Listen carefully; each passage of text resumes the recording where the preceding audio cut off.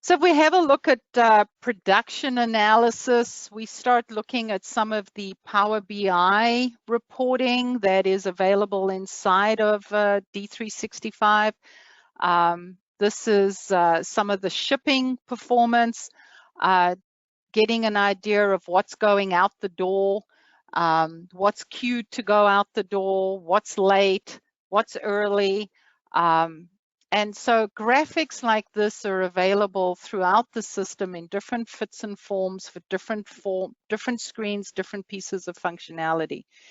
Because we're living on the Power Platform in the wonderful world of D365, a lot of this becomes easy for non-technical people like me to get our hands around, to be able to develop, to be able to add into a workspace, to be able to put charts, graphs, the information that I want to see, the information that I want to track about my world, and create my own custom workspaces.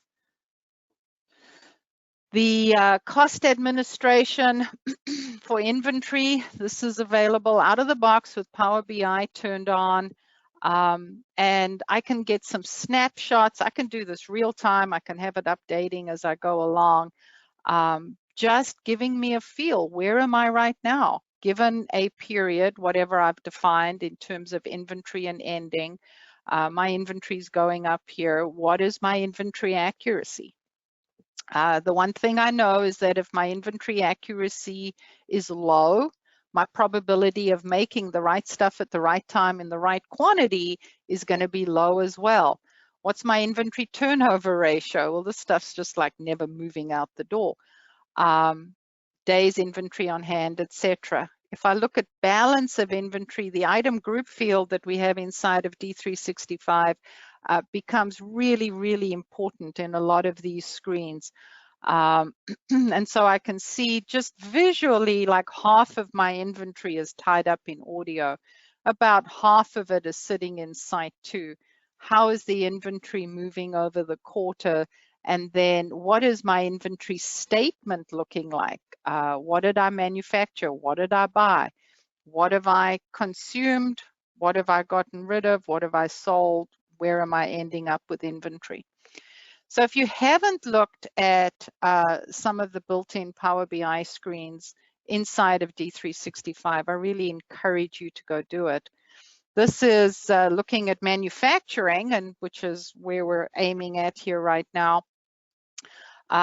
You know, the goal for most manufacturers is to drive your work in process to zero. That my work in process is moving through as fast as possible, and it's not spending time sitting in a queue status or gathering dust or being tripped over. So, you know, right now I have 66 days of work in progress. That may be fine for your business if you're making jumbo jets.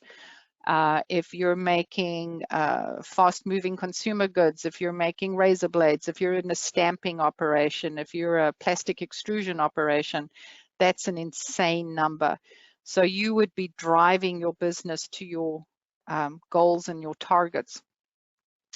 And then having a look at, you know, who's hogging all the working process. Well, I think this is Site 2. They're the busy people. If I have a look at my work in process, what's it comprised of? What's this? About 2/3 of my WIP right now is direct materials. And then I have labor and indirect. So these screens exist. There are a whole lot of tabs down at the bottom with WIP statements and breaking it out in more details. This is the direction and information that we're now being surfaced out of the box coming through from D365 in terms of giving us some visual information.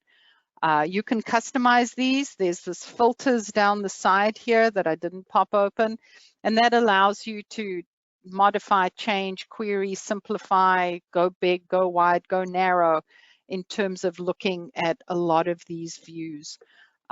Around how are we doing, how is stuff moving, where is stuff sitting.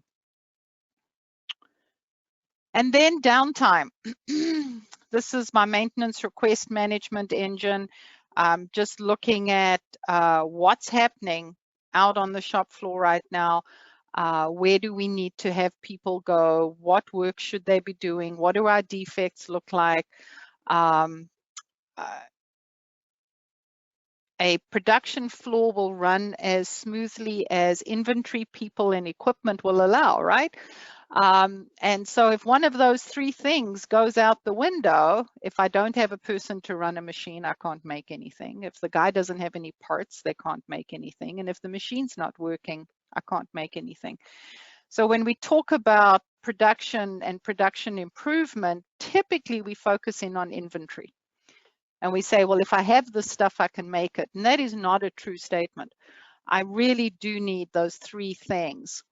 Some people will argue with me and say, yes, but you need the lights on and the water running. And I guess, yes, I need the overhead as well, because I can't manufacture medical equipment in the middle of a cow field. Well, I could, but probably not, right?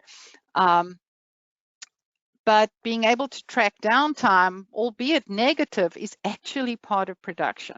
If I can tell the production planner, I am taking line 1 offline because we are going to be rebuilding it in the month of January, well, then the production people can plan around that. And they may be making some stuff ahead of time because line 1 makes a certain product. And if that line is non-operational, well, you know, I can't make it. I have to plan ahead. So being able to share that information between planned maintenance back into production makes sense. And yet we view that as being somewhat revolutionary. So being able to have visibility into all of those things becomes really, really important.